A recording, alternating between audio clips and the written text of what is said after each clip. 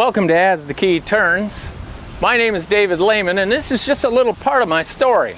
Now, we've heard what Silverstein had to say on his behalf. Let's listen to what the government has to say in response. It is undisputed that on July 12th, 2005, the BOP transferred Mr. Silverstein to Range 13 of ADX Florence, where he could not communicate with other inmates, but had access to exercise for an average of 1.5 to 2 hours daily, 5 days a week, as well as daily, if minimal, contact with BOP staff. He also had access to medical care and was evaluated 39 times in less than 3 years.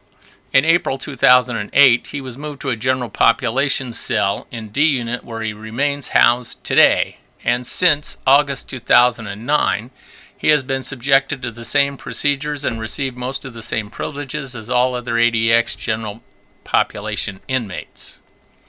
With respect to conditions of his current confinement, he is not totally isolated as he, 1, has daily contact with 3 shifts of BOP guards and daily interacted with other staff even if the time of contact is minimal.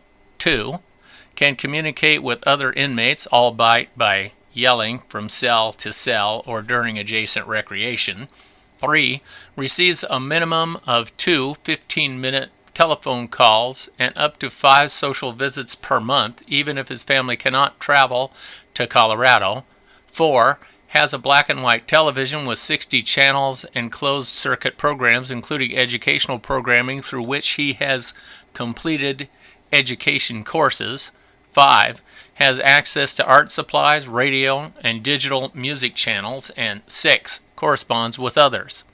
He has a shower stall, sink, hot water, toilet, concrete stool, desk, and shelf, receives a no-flesh diet as desired, is provided 10 hours of recreation per week, including access to both indoor and outdoor recreation, and can control his cell lights, even though the hall lights are on 24 hours a day. From his arrival at ADX Florence through November 2010, prison psychiatric staff evaluated him at least 49 times. As alleged in his appeal, Mr. Silverstein eats alone and has no face-to-face interaction with others unfettered by glass, bars, chains, or other restraints, and his contact with others is minimal, lasting only a minute or so. These are the conditions from which he now requests injunctive relief. The circuit has not definitively determined whether lack of social contact and environmental stimulus rises to an Eighth Amendment violation. However, even if we determined it did, we cannot say his living conditions, including the amount of social contact and environmental stimuli Mr. Silverstein receives, are sufficiently serious so as to, quote, deprive him of the minimal civilized measure of life's necessities, unquote. Indeed, on numerous occasions, we have upheld the same or similar conditions as not violating the liberty and other rights of an inmate, albeit in shorter duration than presented here. As to social contact and environmental stimuli specifically, Mr. Silverstein is not devoid of either. As noted, he has art supplies, reading materials, multiple libraries, corresponds with others, has access to radio, television, digital music channels, and closed-circuit programming from which he may take courses, can communicate with other inmates, and has indoor and outdoor recreation.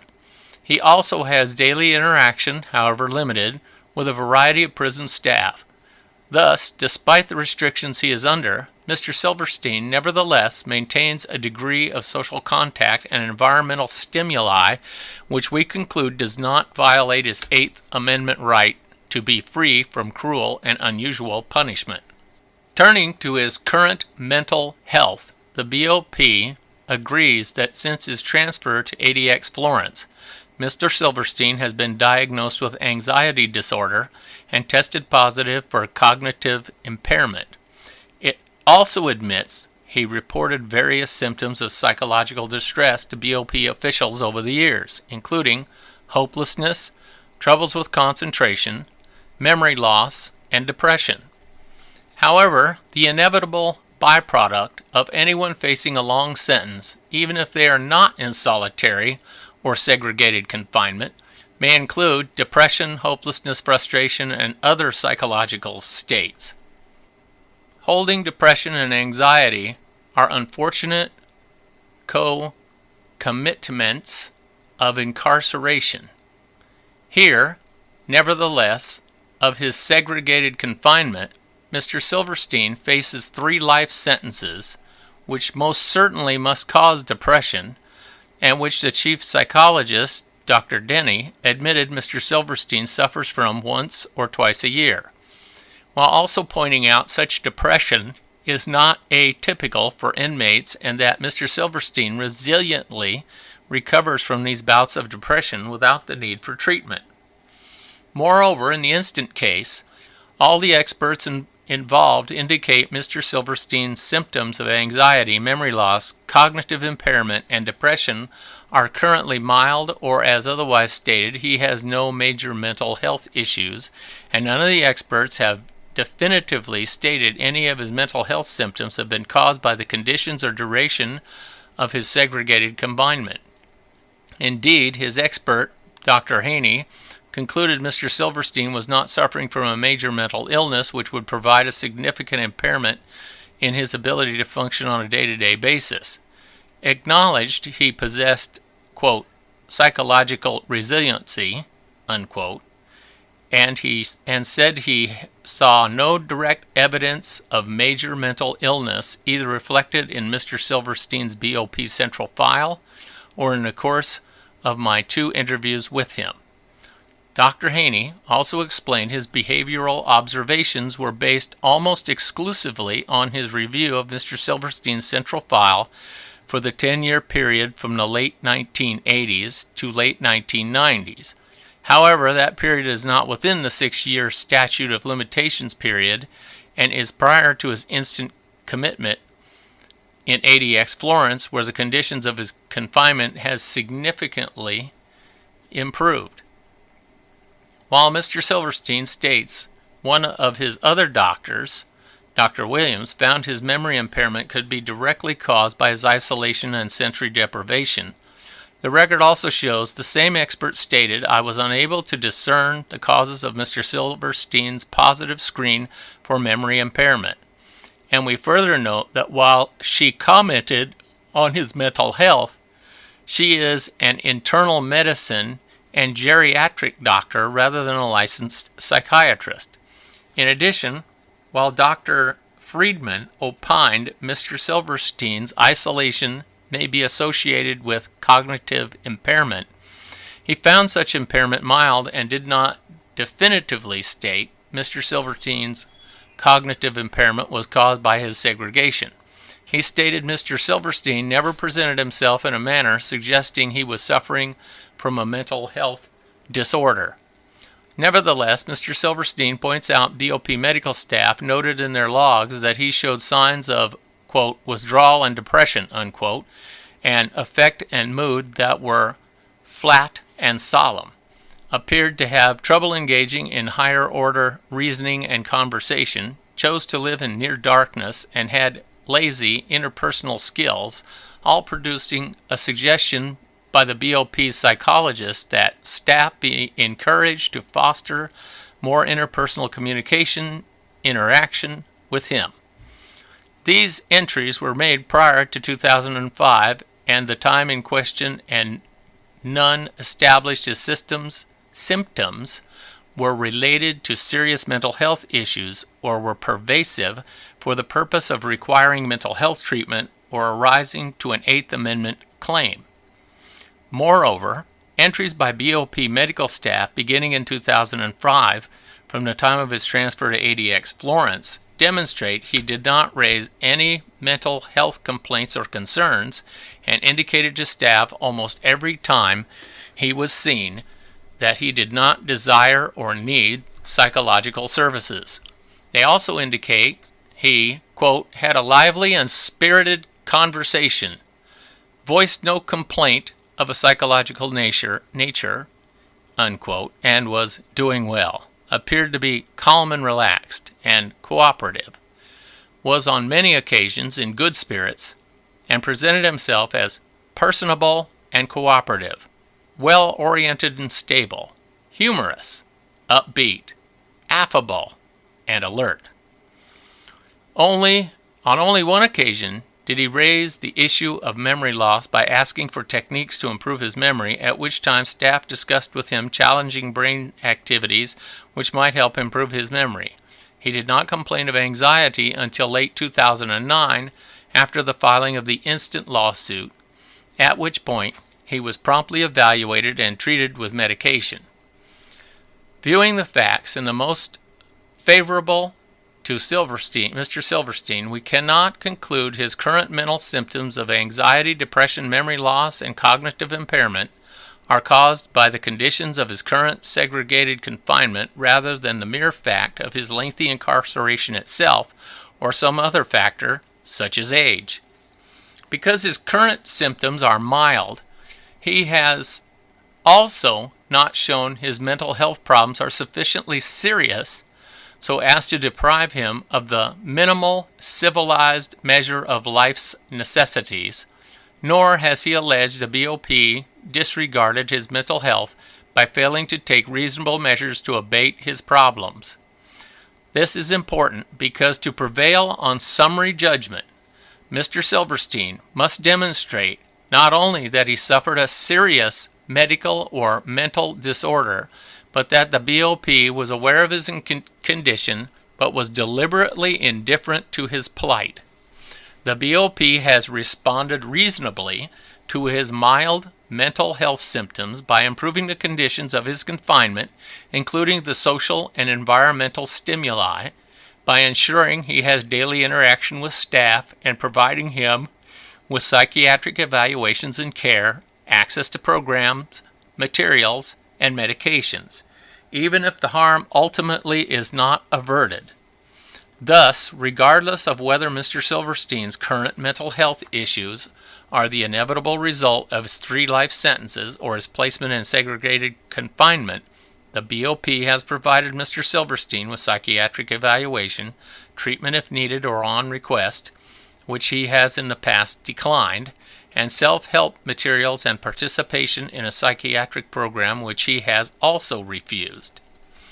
Undisputedly, it has taken reasonable efforts to avoid or alleviate the symptoms of which he complains.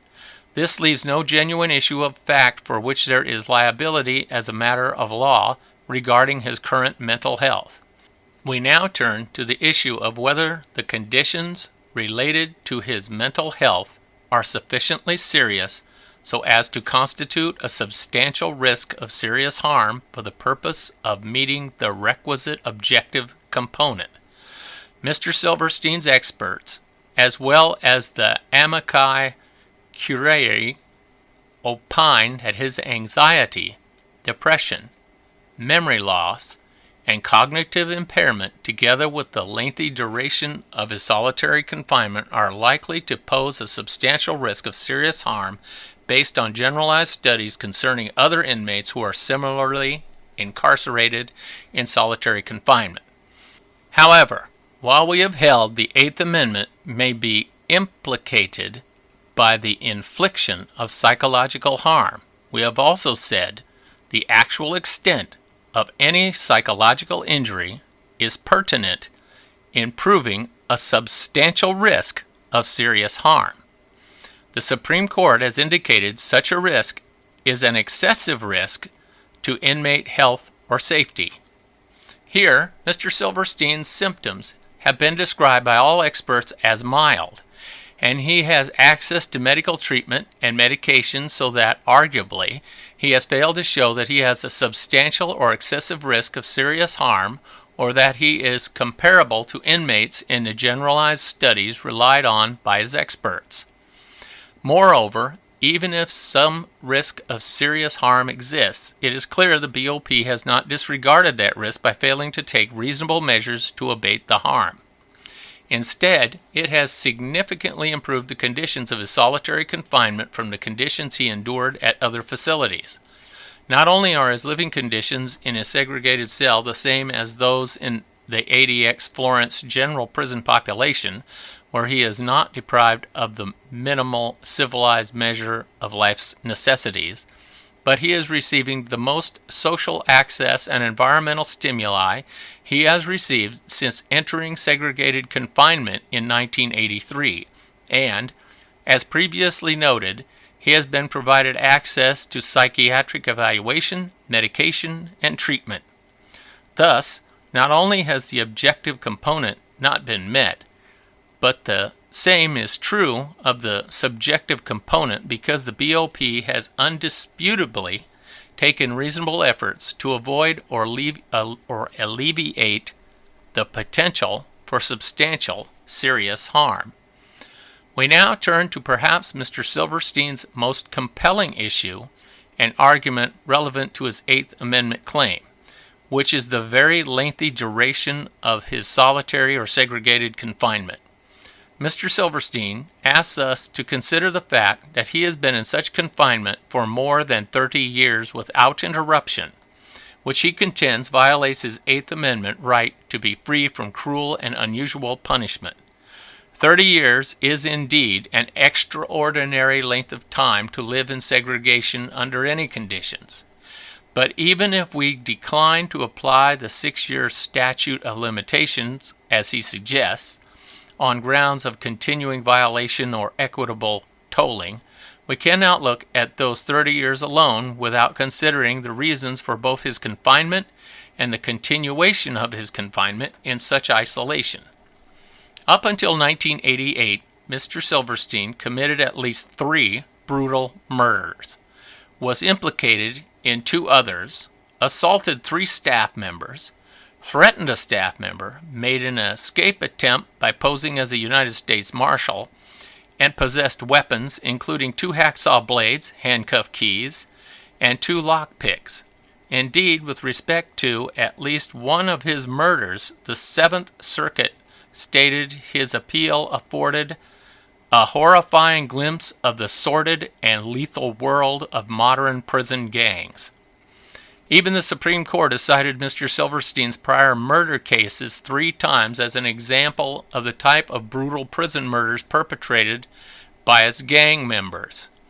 In direct reference to Mr. Silverstein's murder case, the Supreme Court noted there is a lack of any deterrent punishment for gang members like Mr. Silverstein who are serving life sentences without the possibility of parole, and explained the use of high-security prisons has increased in response to the rise in prison gangs and prison violence, and that prison security is imperiled by the brutal reality of prison gangs.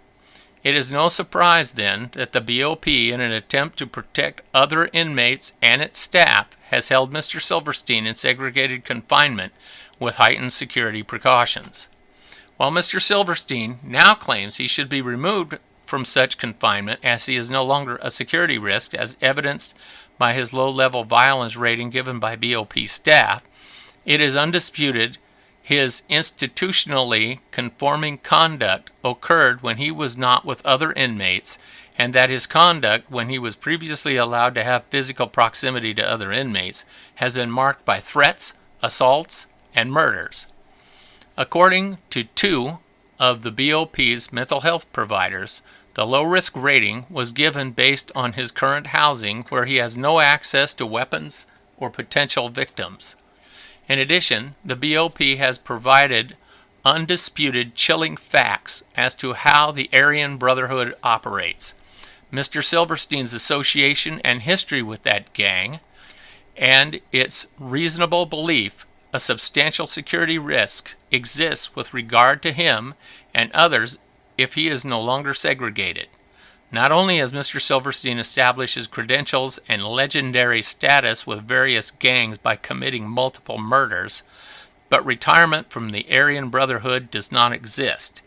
And if a member, like Mr. Silverstein, is asked to resume in his shot caller role, or otherwise instructed to perform a violent task or act, he must do so or likely be disciplined either by beating or death as part of the gang's code of conduct. As a result, despite whether he has actually left the gang as he claims or perceives, the BOP has provided his well-grounded belief, based on expert evidence, that a serious risk exists that Mr. Silverstein may be required for his own preservation to resume his role either as a leader or murderer, or take some other violent course, or otherwise risk his own death or serious injury. Moreover, even if Mr. Silverstein has somehow separated himself from the Aryan Brotherhood in order for the BOP to protect him, he must enter protective custody, which would still be required to be separated from other inmates for his own protection. It is also clear, based on the BOP's expert evidence, that a deadly rivalry exists between the DC crew and the Aryan Brotherhood. They make retaliatory hits against each other, and members of the DC crew and the Aryan Brotherhood are separated in all federal prisons, and no influential member of either gang is allowed to interact in the open prison population. This would include Mr. Silverstein, who not only killed at least one leader of the DC crew, but was an influential member of his gang, holding one of the top 3 positions as a commissioner for the Aryan Brotherhood. Thus, a risk remains the DC crew may avenge Mr. Smith's murder by murdering Mr. Silverstein himself. Finally, as the Supreme Court noted in its direct reference to Mr. Silverstein, there is a lack of deterrent punishment sufficient to prevent inmates like him from committing future violent acts when they are serving life sentences without the possibility of parole. At this juncture, it is worth repeating that the BOP's first obligation is to ensure the safety of guards and prison personnel, the public, and the prisoners themselves. Not only is the BOP responsible for providing humane conditions of confinement and medical care, but it must take reasonable measures to guarantee the inmates' safety. As such, the BOP has a duty to protect Mr. Silverstein from rival gang members and them from him. We must accord substantial deference to the BOP determination to separate such gang members from each other and keep influential members of gangs like Mr. Silverstein from interacting in the open prison population for the purpose of inmate safety, preserving internal order and discipline, and maintaining institutional security. In this regard, we find the Ninth Circuit's decision in Griffin persuasive. By January 2014, when the court issued its decision, Mr. Griffin had been imprisoned 44 years, or since 1970. Like Mr. Silverstein, he is a member of the Aryan Brotherhood and committed violent crimes in prison, including the assault and murders of other inmates. Based on his gang activities, Mr. Griffin has been confined to a secure housing unit since 1979, or 35 years, to protect other prisoners from him and his gang underlings. Like Mr. Silverstein, Mr. Griffin has been transferred to various prisons where he has remained in a secure housing unit, served as a commissioner of the Aryan Brotherhood, and been both implicated and convicted of directing Aryan Brotherhood activities and authorizing assaults and murders on other inmates. Also, like Mr. Silverstein, Mr. Griffin sought relief from the secure housing unit where he is currently confined, claiming he is no longer active in the gang, even though prison authorities believe such retirement would be inconsistent with the gang's requirements. In vacating the district court's orders for Mr. Griffin's release from his secure housing unit and transfer to the general prison population or to less restrictive housing, the Ninth Circuit recognized the chronic problem within its prisons involving murderous gangs, including the Aryan Brotherhood, discussed the fact that once an inmate is a member of that gang, he remains a member or risks being killed, and that gang members are considered by prison officials to be a severe risk to others, so that they are placed in secure housing units indefinitely. It held prison administrators are entitled to wide-ranging deference with respect to preserving institutional security and ensuring the safety of inmates and prison personnel, and determined that in Mr. Griffin's case, the prison administrator's fears were well-grounded that he would order more beatings or murders on behalf of the Aryan Brotherhood if placed in less restrictive housing. While it recognized other prisoners may be murderers, rapists, drug dealers, and child molesters, it explained the government is responsible under the Eighth Amendment to protect them from murder by other inmates. It also pointed out inmates are stripped of virtually every means of self-protection, and being violently assaulted in prison is simply not part of the penalty that criminal offenders pay for their offenses against society. Finally, it explained that prison authorities must perform a delicate balancing of concerns by staying within the Eighth Amendment boundaries in the treatment of dangerous criminals like Mr. Griffin, while protecting the very same criminals from each other, which may entail severe restraints.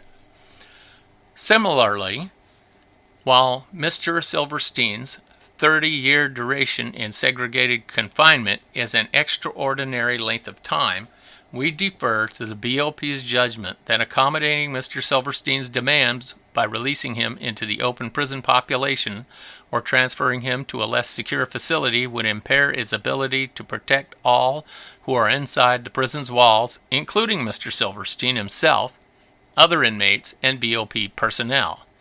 Instead, the BOP has had to strike a delicate balance between reducing the restrictions imposed on Mr. Silverstein, which it has done since 2005, and its legitimate security concerns in ensuring the security of all who come in contact with Mr. Silverstein, as well as his own security, by keeping him in segregated confinement. This is a considered choice for which we should not substitute our judgment. Stating delicate balance is involved in considering the psychiatric health of an inmate over prison security concerns, and determining prison authorities must be given considerable latitude in their measures for controlling homicidal maniacs without exacerbating their manias beyond what is necessary for security. Holding prison administration often involves tough trade-offs, so that granting greater liabilities to some may mean increased danger and intimidation of others.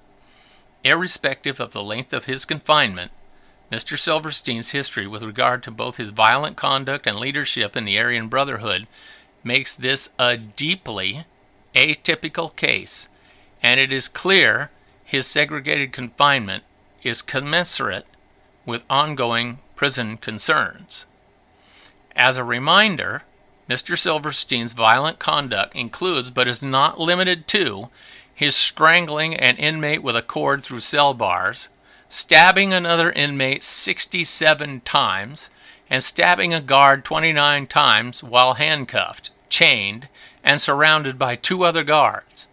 With this history, what inmate, guard, or prison staff would wish to be the first to encounter Mr. Silverstein if he is released from the restraint of glass barriers, handcuffs, or chains, or, of more concern, released into the open prison population for any activity?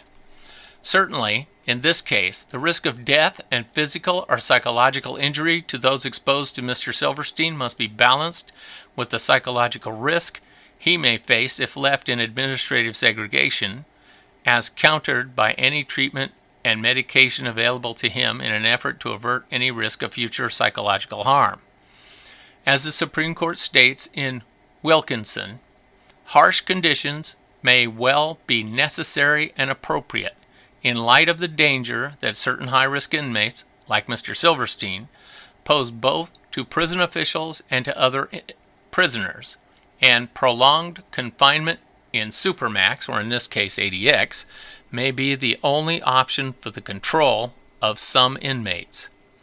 Accordingly, we reject Mr. Silverstein's assertion on his appeal his conditions and restrictions of confinement are unreasonably harsh for the purpose of rising to an Eighth Amendment violation.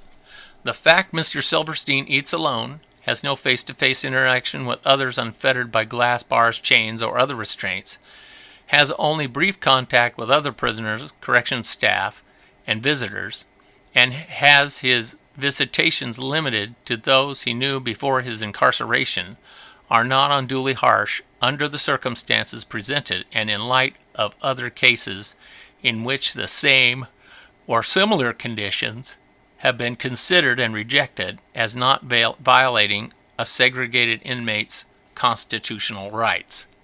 Arguably, these types of conditions, when considered together with other harsh deprivations, might be said to create constitutional claim with regard to a lack of social contact and environmental stimulation.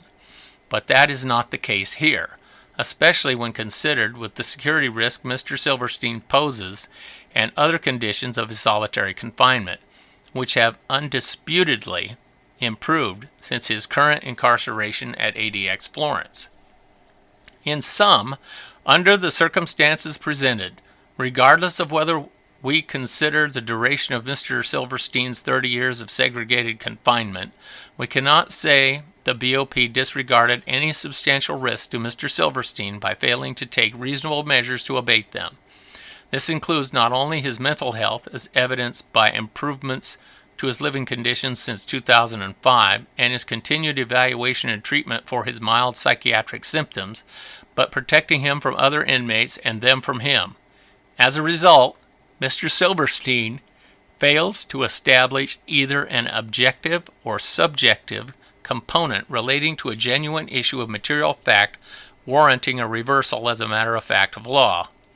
Finally, with respect to the cases on which Mr. Silverstein relies concerning the psychological impact solitary confinement generally has in a long duration, they are distinguishable from the instant case, given that they did not involve the degree of murderous and violent behavior presented here, an inmate's membership and or leadership position in the Aryan Brotherhood, the same security concerns posed in this case, or the fact Mr. Silverstein's current conditions have improved measurably in comparison to the harsher conditions and restrictions of confinement imposed before he entered ADX Florence. Similarly, Mr. Silverstein's experts' testimony and generalized studies and literature that he, his experts, and the amici curiae rely on fail to address or adequately address these same circumstances or consider the need to balance Mr. Silverstein's mental health concerns with legitimate and reasonable grounds for keeping him in administrative segregation for both his safety and the safety of others. In conclusion, for the reasons articulated herein, we affirm the District Court's grant of summary judgment to the Bureau of Prisons. We further affirm the District Court's denial of appellant's motion to alter or amend the judgment and motion to supplement his motion to alter or amend the judgment. We grant the Bureau of Prisons' February 28, 2013 motion to strike portions of the plaintiff's appendix. You'll notice that the government had to say the same thing that I had to say in response to all of his complaints. You know, people like me have cognitive problems, forget words, can't remember things, have trouble sleeping, dream about prison. Same thing that this guy's complaining about. So how does he know that it was done from solitary confinement and not just because he's 58 years old, like I am right now, 58 years old? Anyway, don't forget to hit the like button down there, or you'll be an ass. So hit the like button, please. And thanks for watching.